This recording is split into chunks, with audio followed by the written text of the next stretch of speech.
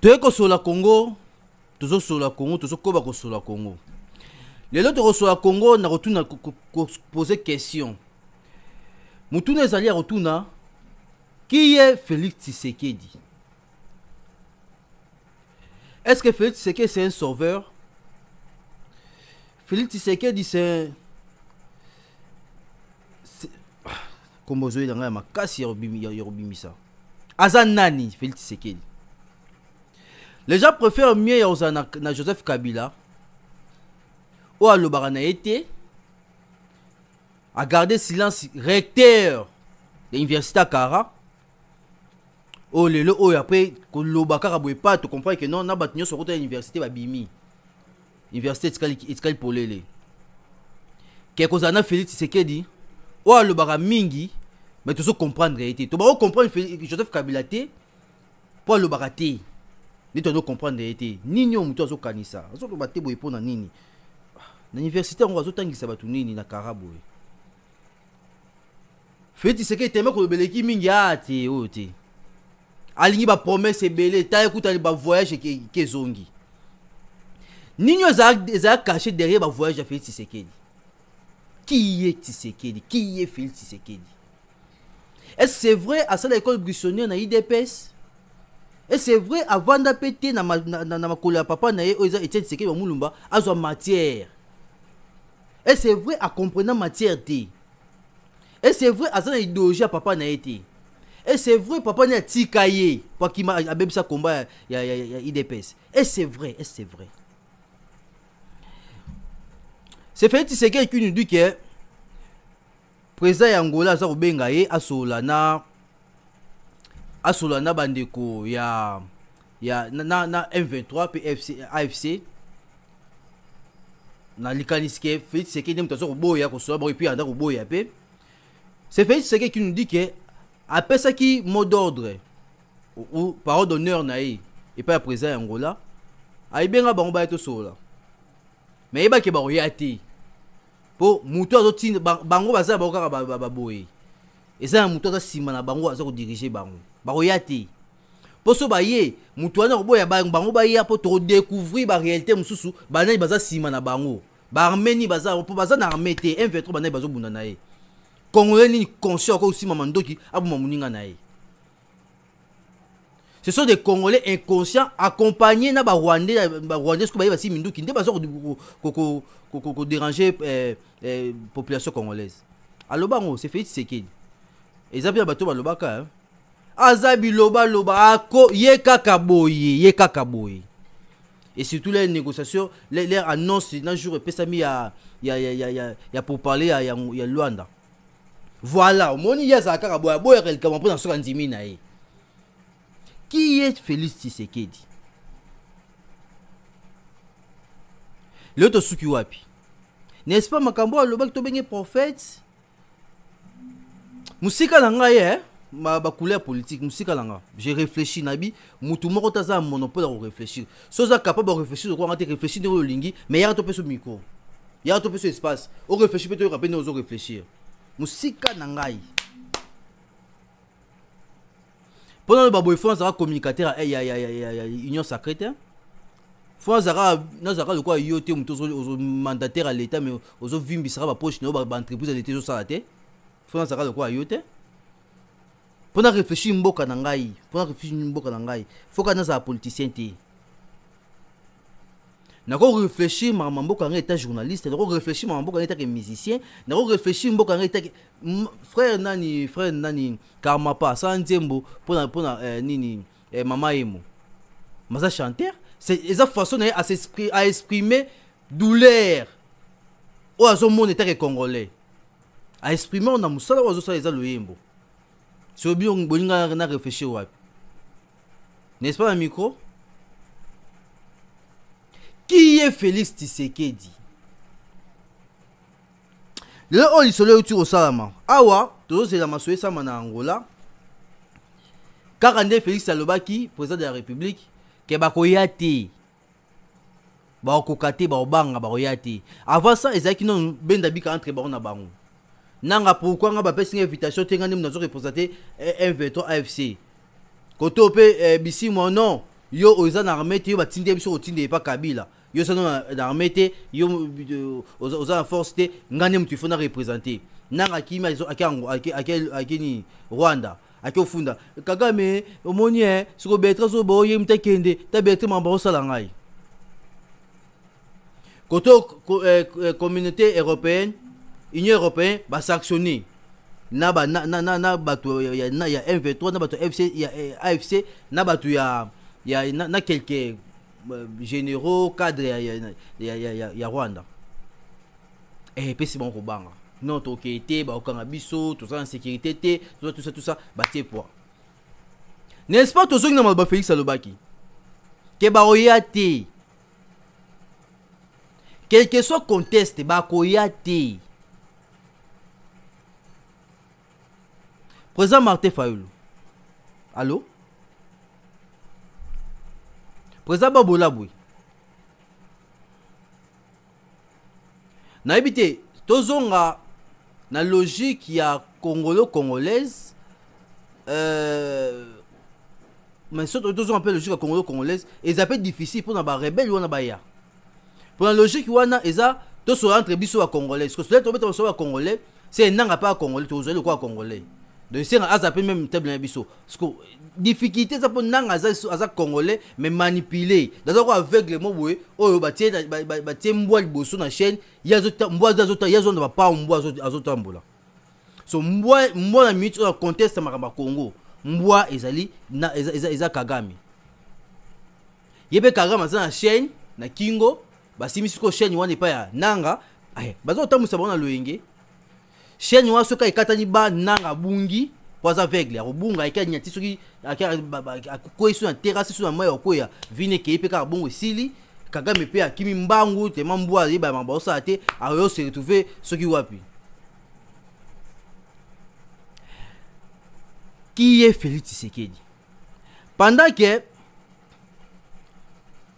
tous ces bango bakutana tokutana entre gouvernement ya Kinshasa na gouvernement na ba rebelle c'était prévu à 18 pendant que toza kozela les mêmes 18 wana rencontre sami entre Kagame rencontre prévue et rencontre souhaitée et pas Ndeko Félix na ba discours nyonso rencontre souhaité pas Félix Tshisekedi ya kutana fara na Kagame ko soana bon moi na photo wana bo remarquer Félix ota Kagame boye mais Kagame ota Félix ota mpanzi to se rappeler na histoire ya Congo entre Laurent Désiré Kabila na Joseph Mobutu donc Joseph Désiré Mobutu médiation ya Nelson Mandela vous remarquerez moko ota mninga même sota likolo ba traître bazalaka bongo so mutaso de mabe okotona misuti na histoire wana mutazaki traître ezaki le roi Désiré Kabila yene mutako za pouvoir na mandoki akoka kotala nani Joseph Désiré Mobutu na elongité milimu ya bango pe makimi ya bango nyonso traître ezali Kagame akoka kotala Félix te et puis kotala Félix botala ezete ya mobile moko oyo alinga défendre moi si na ye mobile moko oyo alinga défendre ba na ye loin de moi ba mokambo ya boso boaza muto ya parti nini loin de moi naza kuna te mais tu can réfléchir mutu moko taza monopole ya ko réfléchir biso nyoso ba kongo il faut réfléchir la patrie nous appartient pourquoi rencontre wana pourquoi esami kaka na Qatar. Bon, na réfléchir sur quoi. Selon analyse d'angai par rapport à photo au bomoni Félix Tshisekedi azota Paul Kagame azota la président ya Qatar. Président Qatar azota la Félix Tshisekedi. Flèche wana selon ba analyse na fongwe mutu nanga skona bando kanisa. Namoni Félix azota la Kagame abi c'est toi le problème. Ya mboka na ngai. Yonde ozosala ke ba mama nanga bakufa. Yonde ozosala ke ba famille belé bana batika ba orphelin. Yonde ozosala ke ba militaire ba malade na prison oze formation ozopesa bandeko. Ba malade na kati ya hôpital. Ba malade belé na kati ya hôpital. Ba soldat M23 na AFC ya Rwanda na Nanga. Ba yeko bimisa ba malade na hôpital sous prétexte que ce sont des militaires. Attends que tu sois militaire en haut. Muto zo santé, azo so soin. Ya nzoto aza malade na mbete hôpital. Ba zui bango ba ki m'ont porté disparu ba ki oboma bango. So cause ya ba bloko nyonso c'est Colonel Nanga, c'est Bisimwa, c'est Kagame. So Félix Kota ya otala asa que non, c'est toi le problème. Ya mboka na ngai. Oza jaloux na ngai. Oza jaloux ya mboka na ngai ozo boma batu pona o bénéficier na bomengo eza na mboka na ngai.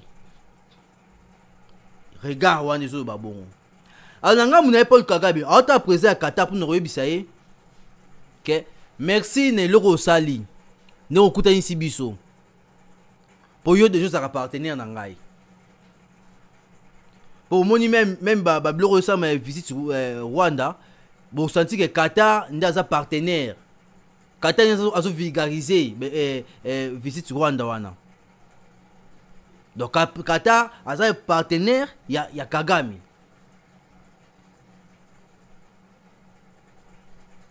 Kotoyo président Qatar, il y a Qatar azota la Félix Tshisekedi pour nous dire voilà ce que tu commis. Bomara à moto.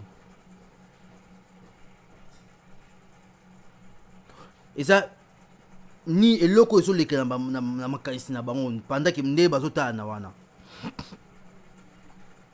Malgré na bande ce loko traître jamais à quoi autant mutunelo mutu asali mabene elongi. C'est Kagame ndi azo créer biso problème akoko autant biso na misu te. Voilà mambo ezo leka. Pourquoi ça na Qatar? Eza ba résolution ebele bima na mboka o. Lié na kati ya ba masolo ya ba rencontre. Ba cesser le fait combien Kagame aboyi. Sadek Kotoyo abimisi ba résolution apesi asengi ba cesser le fait. Et bimi ba lolenge nyonso. Pourquoi Kagame ka akoka a respecter kango te? Lelo o rencontre monsieur et salami to s'attendre na ni biso peuple congolais.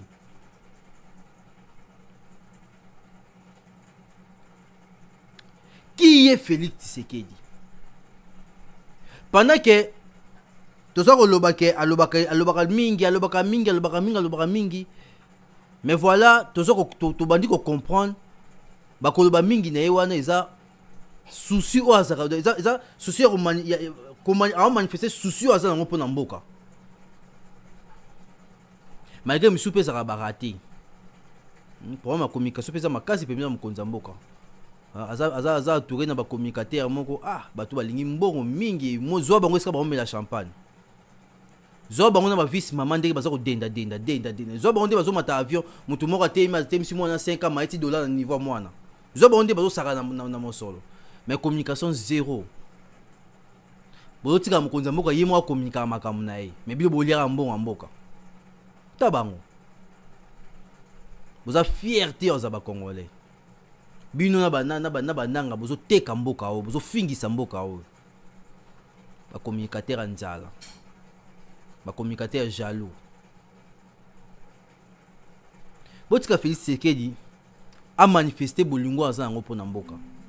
Et j'appelle la jeunesse to adhérer na volonté ya mokonza mboka pona ko bima définitivement na kati ya problème oyo. Et je biso ba décennie. Toke nango ti wapi. Rencontre ya mokonza mboka na président ya États-Unis d'Amérique eza na avril awa. Moi j'encourage coopération ya RDC na États-Unis d'Amérique. S'il vous plaît ya minerai, j'encourage ça. Pour ça, les autres coopérer na États-Unis direct. Kagame aozanga bisika oyo ke kobatamela. Mais problème monsieur ezali tozara déjà na coopération déjà côté ya ba matière première na Chine. L'obité rozala to soleil Congo na bino. L'obité au monde isusu te bo bendani entre Chine na RDC pour na ba bien o ezala na est ya mboka. To réfléchir to sur la Congo. Mais j'encourage ça, je encourager. Pour Rwanda des pays mouramuké et qui jamais qu'on s'entête dans pays na continent pays en forme il y a continent de la République démocratique du Congo. Et ko quitter. Mais so ba ça pour ba ebeska batameli. Alors il faut que na biska o bon ba batameli wana. Ba comprendre que non, ba on basé le côté. Rwanda c'est le côté. Biso bakolo loko to pesi bino fongwe bino porte boya. O lebo ki osona ba commissionnaire boya pa na biso moko. Bakolo pango. Bo traiter na biso bakolo pango. Pour le lope gutu e comment bakolo pango comment olia mbongo ya commission. Na mabandako. Donc ce commissionnaire aye na locataire leur paie sa mbongo commission ana ko le pango pas droit à moi pourcentage ndamo. Parce que biso par na biso za ranini ya pourcentage na biloko o nanga te karabiso par na biso pourcentage za ranini. Makila biso kufaka yo bénéficiaka au ton mboka na yo, mais c'est quoi ça? Et puis bino pe congolais desi par rapport ya ba bien na bino par rapport ya ba intérêt na bino bozo soutenir yé to linga Congo intérêt nini rozala nango oboko la famille na yo na mbongo o eza ya makila ya bato et puis bana yo pe ba kokola kaka na makila wana ba kokola kaka makila wana bolimbisi toso ya Congo pona lelo to sukisi awa to mona lobby PV Congolais tellement soit mano kibunda